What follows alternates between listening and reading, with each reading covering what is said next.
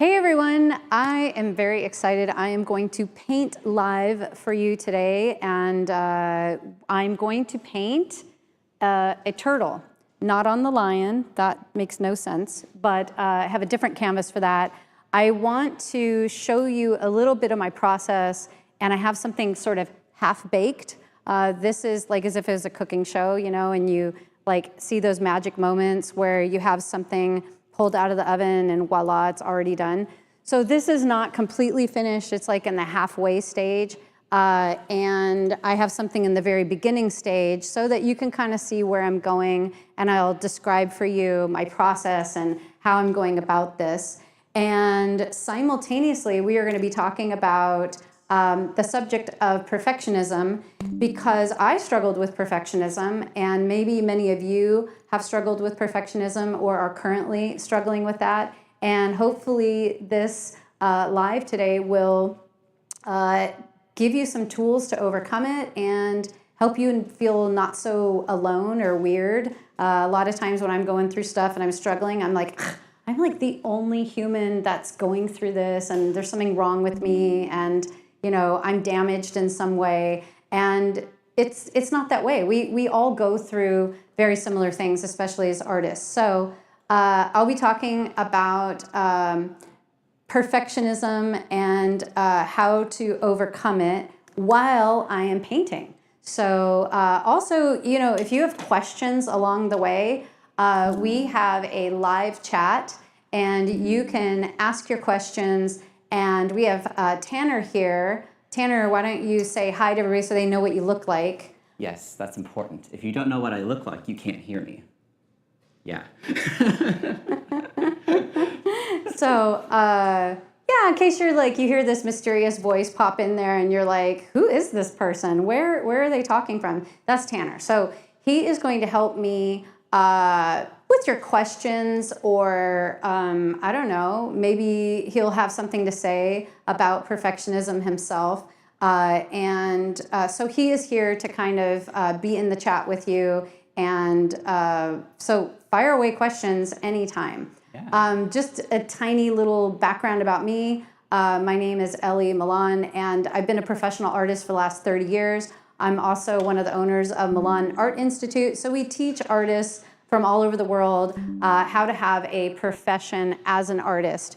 So a full-on career as an artist. We teach everything from how to draw, how to paint, mixed media, oil paint, finding your voice, building a business, marketing, how to create a portfolio, all that stuff. And I love it. I enjoy it. I have a huge heart for artists, and I love artists. I think artists are some of the most courageous people in the whole world. You know, other professions, you don't put your heart on display for the whole world to see and judge, all in the hopes of, you know, gripping somebody emotionally with your art. And that's what artists do. It's really a calling that's a service to the world. And I think that's super admirable. Most of the artists I know are not ego-driven and competitive and flaky and, you know, I don't know, prone to, you know, a crazy lifestyle. Most of the artists I know are, you know, full of love and a joy to paint something that's beautiful, that brings something uplifting and inspiring into somebody else's life. And they go through a lot of personal obstacles like perfectionism that they have to overcome in order to create and produce this piece of, you know, amazing art for the world. So I love what I get to do. I love being a professional artist and sharing my work with others and selling my art. And I love to create and to paint. I love to teach. So I'm grateful you're here with me today. All right. So what is this process? So how I started these pieces. I kind of change up my process every once in a while, but how I did these is I started with basically, you know, a blank canvas like everybody. And for this one, I painted it this sort of blue-black, just covered it with acrylic paint in black. That took me maybe 2 minutes, right, to just cover it. I used a big brush just like this one, and I just very quickly covered that canvas.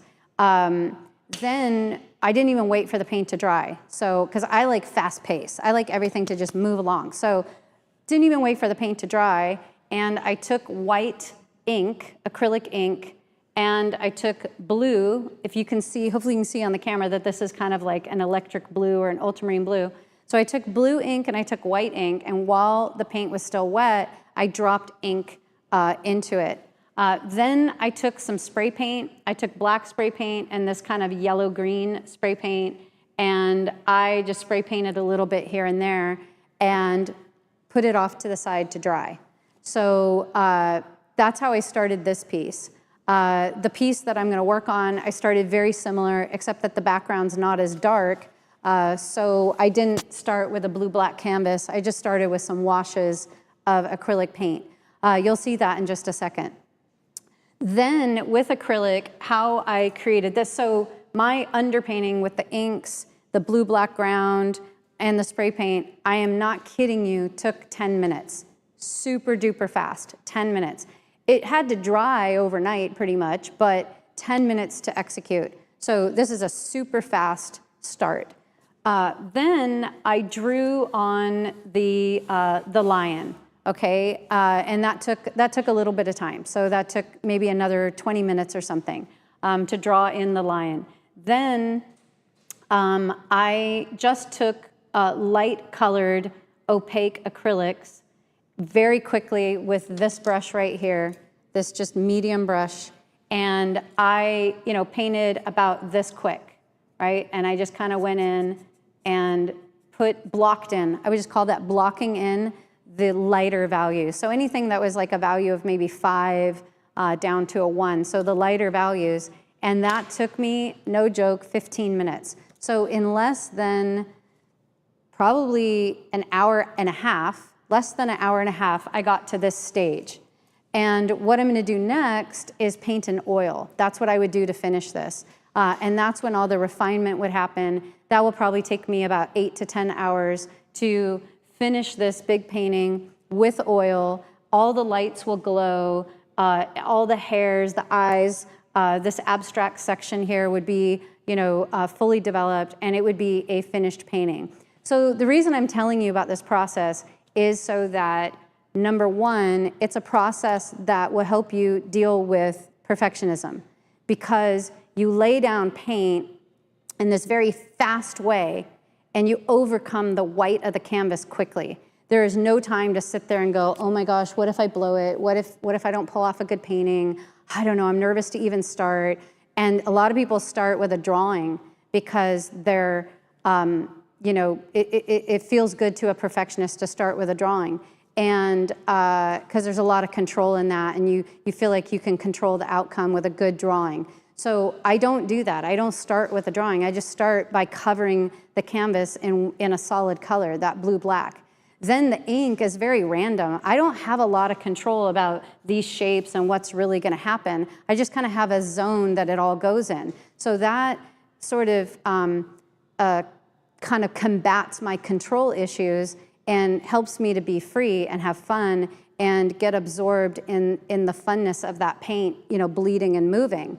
The spray paint has the same effect. So then it dries overnight. Now some control comes in and I can draw. Now sometimes I actually, draw on my paintings. That's more, or I just paint in the forms. I don't draw at all. I just go right into painting.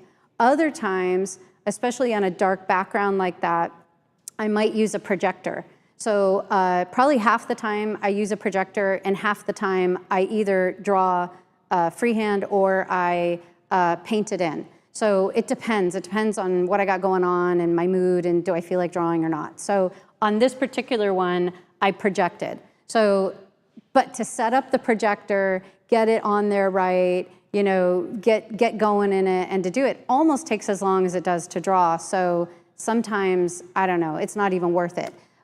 So, the projector also kind of alleviates, if you are a perfectionist, some of that anxiety about getting your drawing right and getting upset when you see that you're not getting it right and your proportions are off. Now, if you don't know how to draw at all, and you really don't have an eye to see form, whether you project or not, it's not going to come out good. You have to know how to draw to be able to use a projector effectively, and then once it's projected, be able to turn it into a painting with that form. So if you don't know how to draw, a projector is not going to help you. I just wanted to make that clear. So, but I think if you are a perfectionist and you can mostly draw, but sometimes you get proportions off, and when you do, it gets you really upset, a projector can help with that. Then the next step of this big old brush of just blocking in only the light values and telling myself, this is just an underpainting. I'm just blocking in. It doesn't have to be perfect. I will get there with the oil paint. That really helps the whole perfectionism thing. So that's why I'm telling you this process. You can try it yourself, on any subject you want, and see if you are struggling with perfectionism, if that helps you. And so, yeah, now I'm going to switch this out to my actual painting I'm going to paint. And it will be this turtle that you see in the source. Oops, okay. And we get to watch the best part. Ellie worked this easel. Yeah, which, because it was painted, gets sticky here and there. Okay. Whoa! Oh my gosh. Don't worry, people, she's a professional. All right, it's on there. Sometimes being short is not an advantage. When you're on an airplane, it's perfect, but otherwise it is, you can't reach anything. So, so this is before the acrylic paint. The blue that you see was the wash, okay? So I just kind of did a wash where I zoned out like blue zone, orange zone, white zone, something like that, just very simply, which again really combats the perfectionism because you're looking for those big shapes and you're not worrying about accuracy. So, so yeah, it had washes and then some spray paint. And then I projected the turtle on there. So now what I'm just gonna do is that acrylic part where I just quickly kind of put in the acrylic. But since I'm gonna be also talking, I don't know that I'll get it done in 15 minutes like I did the lion. Also, this is a much more complex image than the lion was. And a big old lion head is not that complicated. But this turtle's got all kinds of little turtle skin and things I gotta think about, and those flowers. So can I move this closer? Yeah. Is that okay? Yeah. That work? Yeah, you're totally We're good? Okay, so I need my bucket. And like I said, if you have questions,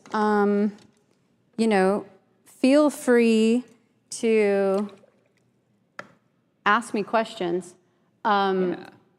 I will say that my story with perfectionism, I was trying to think about I don't know where it originates. I went back and figured out the source, of what was the reason I was a perfectionist? Why do I have that tendency? And I did figure out the source to that. But what I didn't figure out is, my brother and I were raised the same way, and I don't think he has a perfectionist streak, but I do. So I feel like some of it is nature, some of it is nurture. I think it's a mixture. And I don't feel like my parents had crazy expectations for me or were extremely rigid. So I don't know. I don't know 100%. But since the time I can remember, I always wanted to do my very best no matter what. And I would get very upset at myself if things didn't turn out right, I didn't do a good job, because I put my whole heart into it. I tried with everything in me to be, as good as possible. And if it didn't meet my expectations, then I got very upset. And it sort of unraveled from there. I don't struggle with perfectionism too much anymore. So I feel like it's, as you can see, I'm painting this turtle and it is far from perfect. Look how sloppy that is. That is so messy. When I get to the oil and, I really go into the details, I will fix it. So these types of loose methods, I feel like have been therapy for me. They have like really unraveled all those neural pathways that I created in my earlier life with perfectionism. So painting loose and free and messy and telling myself, don't worry about it, you'll fix it later, has really helped me. So anyway, I remember when I was about in the 3rd grade, whenever you learn cursive, was that 2nd, 3rd grade, something like that. No we one were learns it learning anymore. Huh? They don't even teach it anymore. They don't? They No. don't teach cursive? They don't. How do people know how to write? They don't. They don't. Wow. Well, my handwriting is still terrible, so maybe it doesn't matter. They don't teach cursive anymore? No. I know. Isn't that crazy? That's like meaningful because like writing should be beautiful and decorative and, okay. Well, I was learning cursive, and do you know how to do cursive? When did they stop doing that? Honestly, I think like right around when I was in 1st grade, we like learned. So the you didn't learn beginnings. it? We learned like the beginnings of it, and then they stopped like the next year. So Oh my my cursive is gosh. awful. Oh my gosh. Okay, well, we had these. I don't. If you're old like me, then you remember this. If you're young like Tanner, then this is going to sound foreign. But they used to give us those 3-lined papers, and you had dots, and you had cursive in front of you, and they had arrows, and you would follow the arrows, and an H. You loop up like this, down, over, and around, all in one thing, and they told you exactly how to do it. Basically, if you follow calligraphy and see the calligraphy guides, it's kind of the same principle, although you pick up your calligraphy pen more, and there's more to it. But anyway, I was learning cursive, and I just by dexterity of being a 3rd grader, I couldn't get my loops fluid, and nobody really, I probably was gripping the pencil with all my heart, and that's why I didn't have a fluid loop, but my loops would be kind of clunky. I would be out of the lines. I just couldn't get it right. And I had a breakdown in class. I was crying. I was freaking out. I was the only kid crying over cursive. The teacher was like, I don't know, like ready to call my mom, thinking this child has problems. And I was so embarrassed, but I couldn't control it. I was just devastated that I couldn't do my cursive pretty. And it was, probably, I hadn't had too many traumatic times in school, thankfully, but I would say that was one time I remember feeling like school was traumatic. So that is, and then if I think back like to assignments I had in school, you had to write a poem, you had to write a paper, you had to study for a test, blah, blah, blah. I would agonize over those things, and I would, get stuck, and I would cry, and I would have, my mom used to call them mental blocks. And she, as soon as I would start to cry and go, I can't do it, then she would go, Ellie, you're having a mental block. Go to your room until you're over it.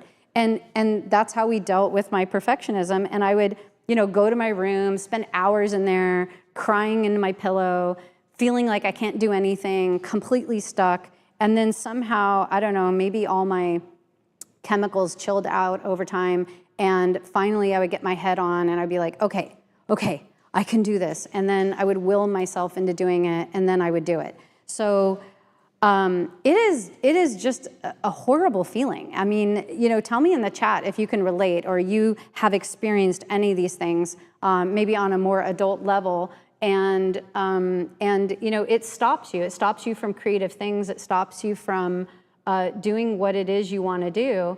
I would love to hear it. And so that's kind of, as I got older, I would say it really only, affects me or had affected me I was kind of through it in art because, like I said, art was therapeutic to me. And when I first started my career, I was in the decorative art market, and I created a lot of volume of art, and it was very loose, fast art that I sold when I first got started. And painting very loose, very fast like that, really helped me. It was very cathartic because if I wanted to eat and pay my bills, I had to paint. I had to do these paintings. There was no choice to just, have a mental breakdown about being perfect with it. And it was definitely uncomfortable and a little bit of a learning curve for sure. But at least in art, I figured out through a similar process that I'm showing you today, it really helped me get over the desire to be, super perfect. So when I would see the perfectionism pop up was like learning something new, computer stuff. Oh my gosh, having to make my first website. Oh, it was WordPress. Oh, have you guys ever tried to use a WordPress for a website? It's awful. It's so bad. It's so bad. And I couldn't figure it out. And so after a lot of crying and throwing things and smashing things and just having a complete meltdown, I gave up. And then the next time I tried it, which took a while, I used Weebly. And that was like drag and drop. I don't even know if it's still around, but I used Weebly. And I still had a mental block, as my mom called it. But I did get over, I did figure it out, and I got over it.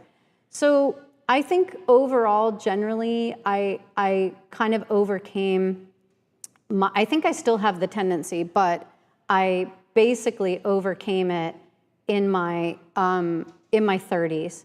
I would say my mid to late 30s is when, and I read a book, and this book really helped me. So I'll tell you a little bit more about the book in a minute, but so I would say anymore, I don't really struggle with perfectionism. I feel like it's behind me, and but I do have empathy and compassion for people who still struggle with it, because I struggled with it for so many years, and it is miserable. It is just no fun at all. And it's almost something you can't control, which is the worst part of it. You can't just tell yourself, all right, stop acting like a child and get over it and just, do your work. And it's like you can't necessarily control it. So it's very debilitating. But I do think that I have some thoughts, tools for you that can help you. Are there any questions so far, or anything you want to say, Tanner? Yeah. First of all, a lot of people are agreeing about WordPress. So, and a lot of people can relate. I feel like there is a correlation between being a perfectionist and being an artist. Yeah. I feel like there is a strong correlation between the two. Have you ever struggled with perfectionism? Well, I know I just said that, but But no. I don't think so. If anything, I probably struggle on the other end more of like Not being perfect enough? Yeah. I've witnessed that. Yeah. That's why I surround myself with other perfectionists to balance me out. Yeah. Tanner's motto, don't we call it Tannerism? Yeah. Good enough. Good enough. That is Tanner's favorite thing to say. Good enough. I think it's fine. It's fine. That's what he says. I think it's fine. And we do balance each other out, because I'm like, no, it is not fine. But I don't feel like, do you think I'm like full-on perfectionist when I argue with you about that? Nah. It is a balance. Yeah. There's like a fine line between excellence and perfectionism. Yes. Yeah. And if you are a perfectionist, listen, you are in a great spot. You are destined to be an incredible artist, because You strive for excellence. You want excellence. Excellence is very valuable to you. And that's how you'll get the big bucks. Because if you have excellence in your work, excellence in your studio habits, excellence in your craftsmanship, excellence in your proportions, excellence in your color mixing, if you have excellence, then your skills will develop very quickly and you will, create amazing things. And so, but perfectionism stops you. Excellence drives you. And I think that there is a fine line. And I feel like, at least for me, maybe there's other root causes. At least for me, I figured out the root cause. And once I figured that out, it's a lot easier to overcome. And the excellence still remains. You still desire that excellence and you have high standards. And I don't think there's anything wrong with high standards, only if it stops you and it becomes this anxiety-driven, mechanism that gets you stuck. So yeah. Could you show the camera your source real quick? People are just wondering what it looks like so they can see it. Do what? You can just turn the whole stand real quick to the close-up cam. Like this? Yeah. There's her source. Take your screenshots. I don't know. Is it a, well, I don't know. This is beyond me, technically. I don't know. Okay. You can turn it back towards you now, just so people could see it. Okay. So a lot of people ask, how do you get a source like that? And I use a program called, which, I had a little bit of a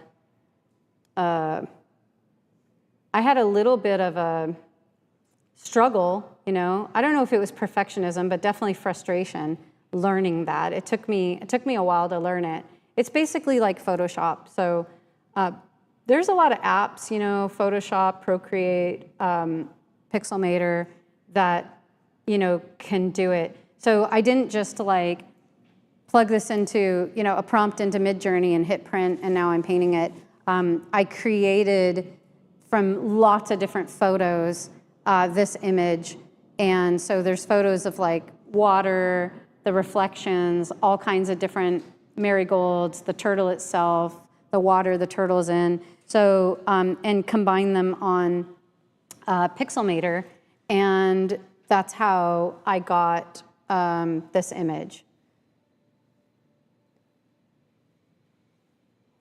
So, also having a source like this helps me with my drive for excellence, and not to say that if you paint very loose and expressively that you don't have excellence. That is not what I'm saying. But for the style that I like or that I'm achieving, having a source like this helps me because I can visualize it ahead of time. I can imagine, and that gives me the commitment and the drive to see it through. I'm not banking on hopefully it'll work out. And I can be fully invested because I know for sure, guaranteed, it's going to work out. Because if I like my source, I'll love my painting. So I think having sources like this definitely helps me.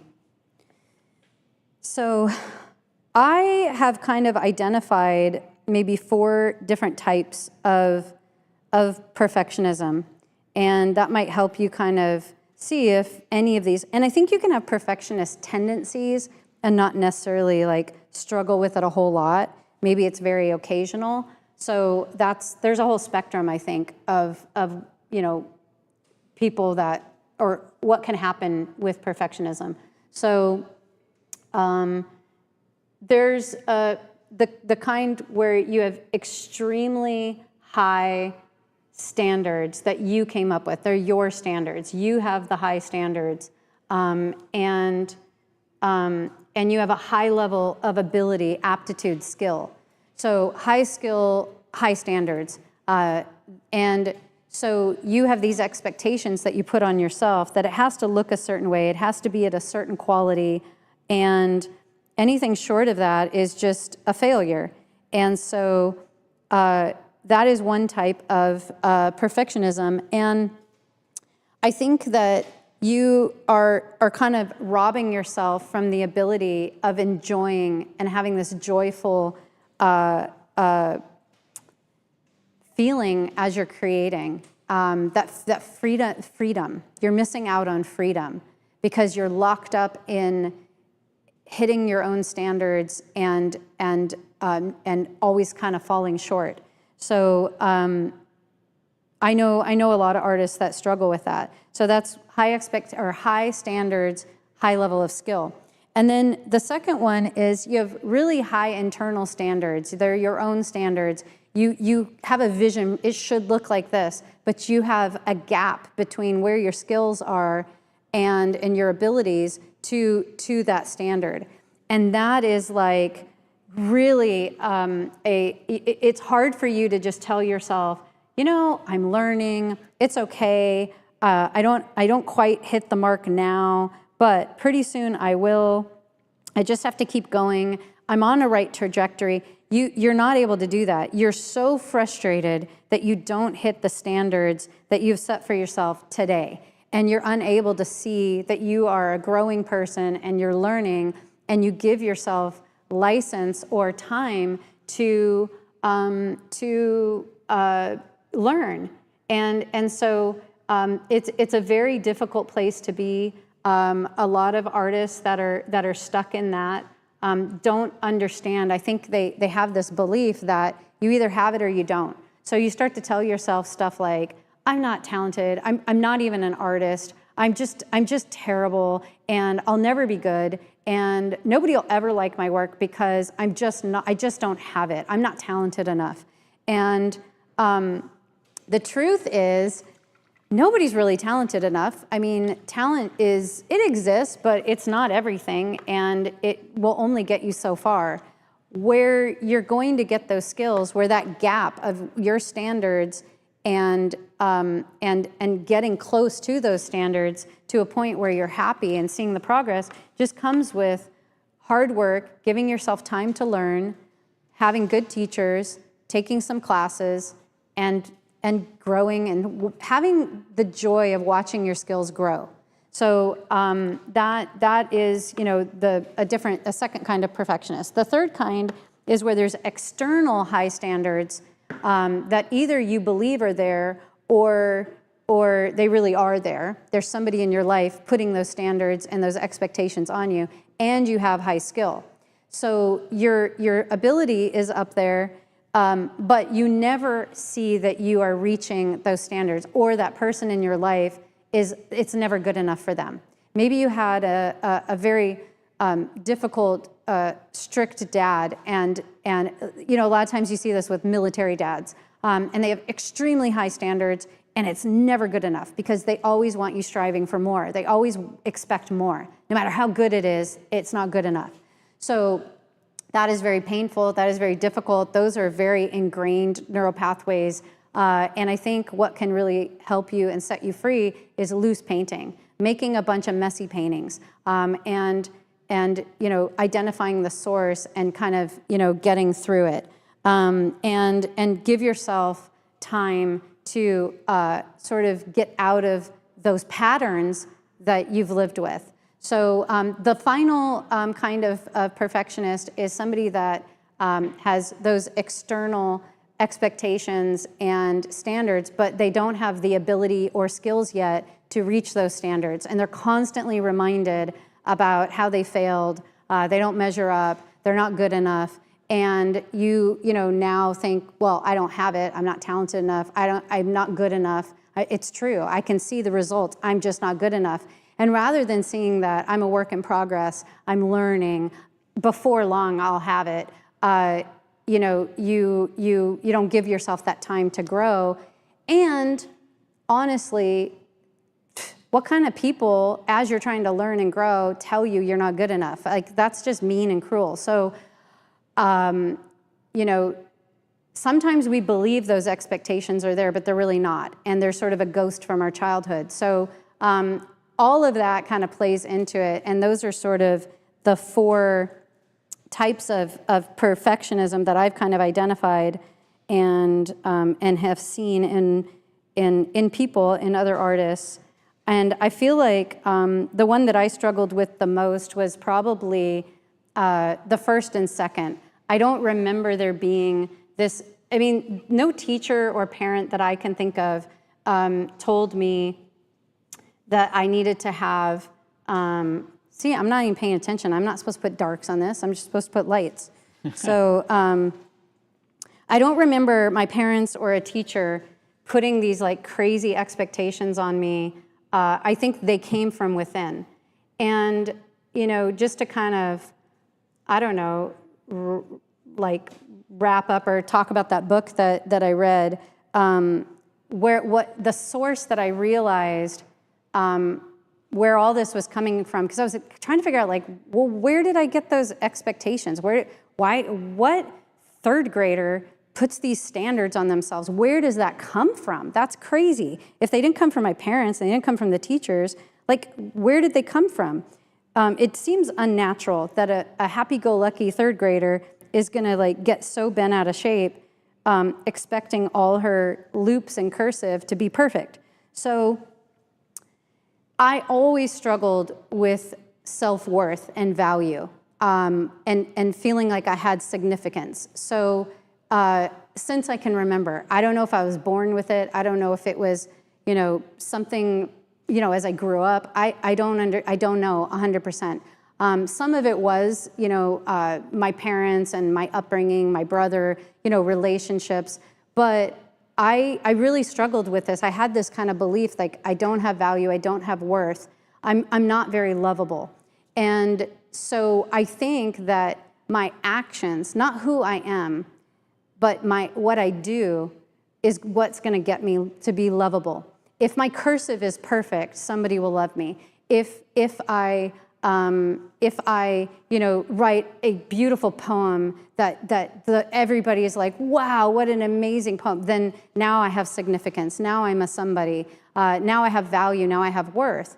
And so it was a way for me to feel valuable, to feel lovable, to feel like I have worth. And in my late 30s, mid-30s, I read this book. It's called Captivating by Stacey Eldridge. And it absolutely read my mail. It was like that whole thing about value and worth was exposed to me, and I realized that is what I've been struggling with my whole life. And it shows up in lots of different ways besides perfectionism. So once I made that connection and I realized what does give me value, what does give me worth, and it's not what I do, it's who I am, and that, you know, I do have value, I do have worth, just because of who I am. It changed everything. And I started to realize that I had value in God's eyes. I had value in my, you know, I have a purpose, I have significance. I have a heart that desires to live a life of greatness. I'm a loving person. You know, I'm a nice person. You know, and the most important thing, God loves me. So once I made all those connections, and that book really, really helped me. It helped heal my heart, my wounded female heart of basically, my dad's a good guy and he means well, and I have a good relationship with him today, but unknowingly to him, you know, the words he said, the things that he thought, his attitudes that he had, you know, it wounded me. It made me feel like I didn't have value. I wasn't lovable. And once I kind of realized the most important thing is that God loves me, it healed that part of me. And then it's like I snapped out of it, and I could start to understand and see things more in truth, and give myself more grace, give myself more, you know, like, you don't have to be perfect. You don't have to do everything right. It doesn't matter what you do. You know, you are enough just being you. And so it took a few years, but after I read that book and I connected a lot of dots from my childhood and you know, went through a process of forgiveness and, you know, just really kind of became more of a whole person, combined with the art, combined with creating every day, it really put it all together where I feel a lot more grounded and a lot more like a whole person, where I don't get stuck. I don't, really struggle with perfectionism anymore. And so, I don't know, that's kind of my story of how I got through it. And I think we all have our own story, and probably everybody has a slightly different route. But I also think that, maybe some of you listening, can relate to some of the things I'm saying. So, maybe it would help you.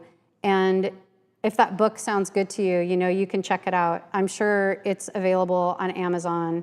And yeah, it's a really good book.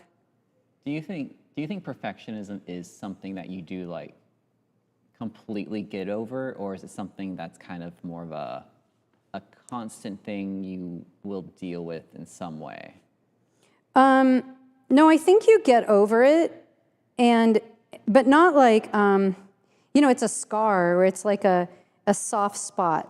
So if you aren't vigilant and you sort of get lazy about it and kind of give into it and feed it, I think eventually it can be back. You can have it back. So I think there's always sort of a propensity, if I idolize somebody and their opinion of me and my value is they're my mirror, and how they think of me starts to become really important over time, I think perfectionism would come back, because my value, my worth isn't rooted. God is no longer my mirror. Now this person is, and I've created sort of this idol that has this power over me, and so that would rob me of my freedom. So I do think it can come back, but it's not like in an instant, or it's always something you got to battle, and now you just have to have the tools to know how to battle it, but it's always going to be there. I think you can overcome it. I believe people can change. I believe we can all be healed. I believe we can all be whole. I am not in the camp of, you're always going to be like this. So I've seen a lot of change in my own life. I've been radically different in the past. So I believe in change, and I think you can overcome it. Yeah. There's a few people in the chat that are wondering why you're starting this turtle with the highlights. I know, isn't that crazy? Yeah. Because I normally do dark to light, and when I move to oil, that's exactly what I'll do. So the darks are pretty much already in, maybe not as dark as they need to be, but the darks are in and the midtones are in. But what we're lacking is highlights. So if you remember the lion had all the darks and it had the lighter midtones. It just wasn't finessed, it wasn't clean, it wasn't like a high enough standard, right? It wasn't refined enough. So, but all the values are really in. So I have, from a middle 5 value all the way down to, a 10, a very dark value. Some of the values aren't quite correct, in here. There's some darks I'm missing. But if I just do the highlights, then when I go into oil, my first move will be to glaze in all the darks and to basically glaze. And so that's where I can get some juicy colors, these juicy kind of beautiful blues in there. And if I have a lighter value underneath it, then it will, the glaze you'll be able to see the glaze. Yeah. So yeah, normally I work dark to light, but this is sort of just like blocking in. I'm just quickly blocking in all the light values.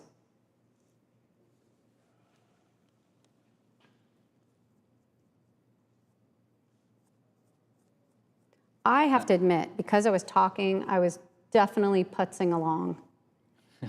And that doesn't exactly show you how loose and free this can be. But well, the fact you're able to do it while talking, though, yeah, it's kind of lends itself to that. right. Someone's wondering, what do you mean by glazing colors? So like, what do you mean by when you say you're going to glaze it?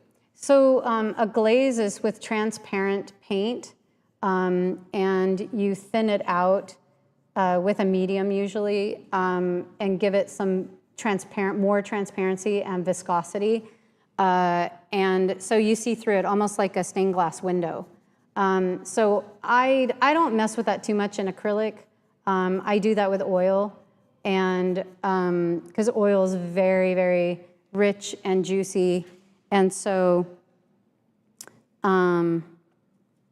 so you can take like a darker glaze, like if I want this flower to really glow and just almost look like it's illuminated from within, I can put a light orange in acrylic and then a dark transparent orange in oil, and it'll almost look like it's lit up from within. So glazes are, really beautiful, really important. We have a lot of oil classes at our school, so if you want to learn more about glazing or oil, I would just check out, the classes that we offer on Milan Art Institute. Yeah, Creator Holic said that my perfectionism is creeping back in doing the mastery program because I want to do my best in each assignment. I had to remind myself to let go. Sticking to time limits really helps. And I think that's a good way to combat some perfectionism. Yeah, that's really good. The time limits are super important. And, in the mastery program, we tell you like, oh, this should take, that's why I said even in this process, like this took me this long. So if you did try this and your first initial step takes you 3 hours to do, and it took me 10 minutes, you can go, oh, something's wrong. That's taking me too long to do. So timing yourself with painting is really, I think, crucial because it holds you accountable to not be perfectionistic about things. And I think that sounds like somebody that is, driven to excellence. And you're going to be a fabulous artist that's very successful, because having that mechanism and that desire and that passion and that drive, you're willing to put the work in. That's the problem with perfectionists, is they overdo it. They overwork things. And so all you have to do is identify the source maybe, and then still have that drive for excellence, but cut it off at the time limit and be okay with it not being finished or not at the level that you could do if you had 20 hours to do it. So I think that's great. She's kind of figured out her own, solutions there. Yeah. Oh, someone was also wondering who your oldest student ever was. They're worried about their age holding them back. We had a student, the oldest that I know about was 88. Wow. That's awesome. Yeah, and she did these really cool, like, I haven't done the math. What 88 would put her in the 40s. Yeah, that's like interesting. So she would be like a teenager in the 50s. So she was doing all these like really cool jazz compositions of these jazz players, and it's just like not something you see a lot from younger people. So it was really, really cool, really interesting. Yeah. We have a lot of people that take our classes in their 80s and their 70s, 60s, and just Grandma Moses, she got started when she was 80, and by the time she started as a pauper. She didn't have any money when she started art at 80 years old, and when she died 20 years later, she was, I think, 100 and something, 103, 104, when she died. Her net worth was $5 million. Yeah.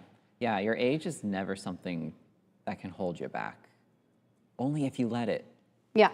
Don't let it. Someone has a technical question. They said, I can easily identify the dark and light values, but struggle with midtones. Any suggestions on painting them? Yeah, if you look for your 5, you can even get a or make your own, a gray scale or a value scale. And then if you squint your eyes, you won't see the color so strong, you'll just see the value. So if you squint your eyes and you kind of look for that 5, which is right about here, or here, then something is either lighter than that or darker than that. So if I determine that this is my mid 5, I know that this is darker, but this is lighter over here. So if this is a 5, then that's going to be a 4, that's going to be a 3. So identifying your 10, identifying your 1, identifying your 5 is going to, so then it's either lighter than that or lower or darker than that. And I think that could really, really help.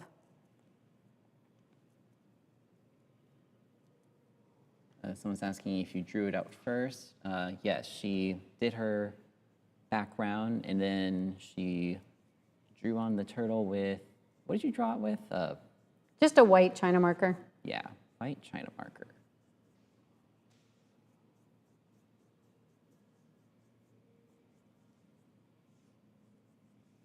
So how many students that you teach, Elli, struggle with perfectionism?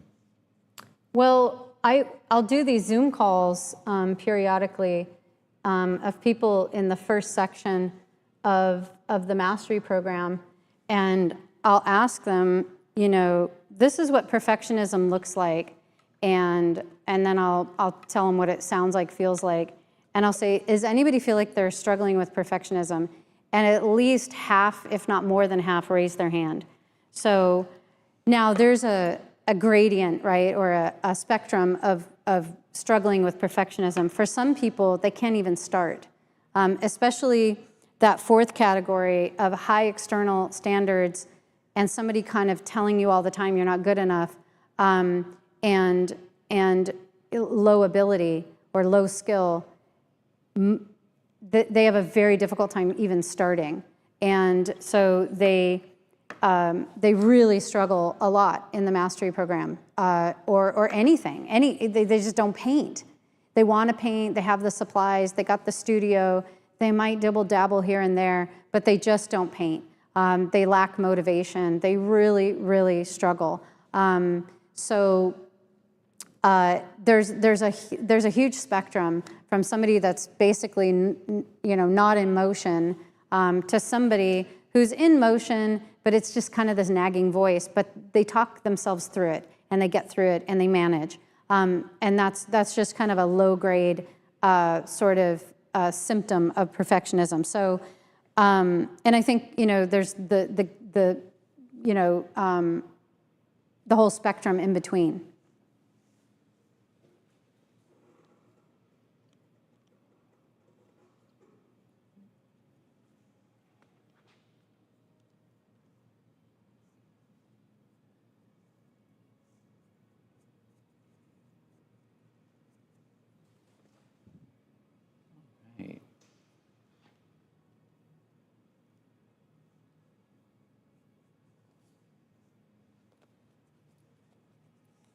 Right, and if anyone has any last questions or whatever, we have a few minutes left. Can't believe we're already almost an hour through this thing.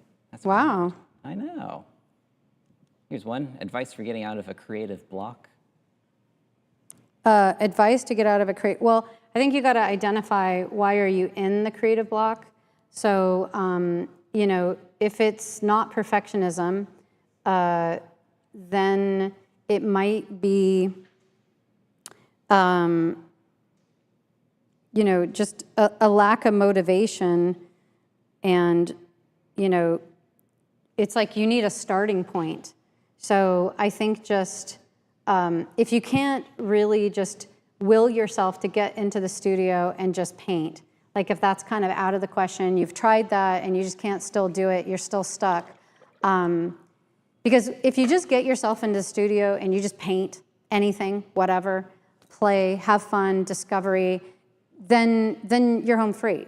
If you can do that, if you're at the point where you can get yourself but you feel stuck, then what I suggest is get a bunch of paper, canvas, bunch of things you don't really care about. You're not like upset. I wouldn't get like a big, beautiful, 3-inch thick canvas that's, you know, cost you $150 and, you know, try to experiment. I would get like pieces of paper. You can even get cardboard that you put gesso on, just a bunch of things that you don't really care about. Grab some paint, grab some crayons, you know, get some rollers, find some experimental things that seem fun for you, and get all your materials around you and just time yourself and spend 3 hours just creating anything. You don't even need sources. You don't have to have an aim. Just make abstract, just mush paint, just make some discovery with paint. Use your fingers, just have fun. There's no expectations. It doesn't have to look good. It probably won't. You might just throw it all away, but it will start something. Something will trigger. Something will be, will spark your curiosity, and you'll go, you know, that thing I figured out with a combination of oil pastel on acrylic, and then that thing I did with my palette knife where I scraped into it, I think I could do a whole landscape doing that. I'm gonna try that. In fact, I wanna do kind of basically a palette knife landscape, scraping into it some, and then at the end, a little bit of oil pastel. Okay, now you're inspired. Now you have an idea, and now you just find a landscape you wanna paint, picture of a landscape, or on your phone, you got something cool, and now you just go do it. Don't worry about the future. Don't worry about where it's all going. You just gotta get in action. So Picasso said, you know, Picasso was a womanizer and a creep, but he has some great quotes. And one of them was, you know, inspiration will find you working. Absolutely true. So if you really aren't struggling with perfectionism, you can't really identify what's up, you're just not motivated to paint, you feel stuck, you got to get to work. Just start working. Inspiration will find you working. And it doesn't matter what you do. The first 10 things you do might be terrible. It doesn't matter. You're just looking for that inspiration, a thread, you know, in the creative river, something to follow that will begin to get you somewhere.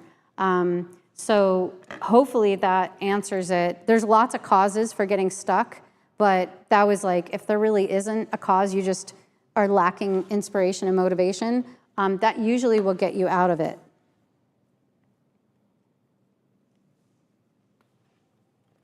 Right, and I mean, with that kind of lines up perfectly with our end time. Okay, cool. Yeah. All right, well, I hope this was helpful. I hope this little process I kind of, you know, outlined for you, showing you, you know, that kind of like half-baked sort of where this is headed, and you know, as a tool, you know, our process to maybe loosen up and overcome perfectionism will help you. Also, the discussion and the things that we talked about regarding perfectionism, I hope that helps you. You are not alone if you are struggling with that. Many, many artists struggle with it. Again, there's a whole spectrum. You could have a very severe case of perfectionism or a mild case or something in between. But there's always a way out, and you can overcome it. You can overcome it quickly. And I just want to finish with one final thing. I wrote a little list here of things you can do, tips you can do to get out of perfectionism. And I think that'll help, and we'll end there. You can make a bunch of bad paintings and pin them up. So sort of like what I was talking about earlier, just getting a bunch of materials around you, make a bunch of abstracts, you know, mush paint, use your fingers like you're a kid. Just have fun. And then pin them up all around you to remind you, you don't have to be perfect. You can have fun. It's okay to have fun. So that will help you. Show your work in progress to people. You know, there is a tiny itty bitty grain, tiny sand of, you know, my pride that's hurt, showing you this lion that I showed you in the beginning, or you seeing this mess that hurts my pride a little bit, because I know I'm a much better artist than this, and I can do it more perfect than this. And so showing your work, you know, work in progress is I think a way, you know, to help you kind of overcome that pride of nobody can see this until it's perfect.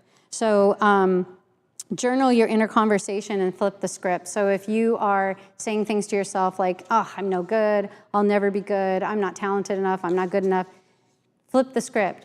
I am an amazing painter. I am a really good artist. I'm learning. I will get there. I've got this. You know,